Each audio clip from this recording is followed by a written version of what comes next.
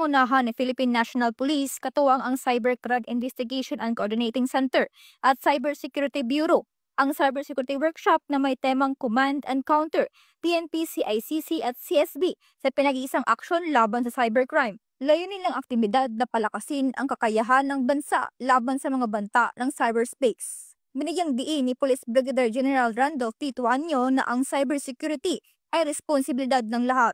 Sa workshop, tinalakay ang mga bagong cyber threats at paraan para mapabuti ang pagtugon sa mga insidente. Ang pagtutulungang ito ng Philippine National Police, Cybercrime Investigation and Coordinating Center at Cybersecurity Bureau ay tugon sa panawagan ni Pangulong Ferdinand R. Marcos Jr. na palakasin ang pambansang seguridad at protektahan ang mga Pilipino sa digital na mundo.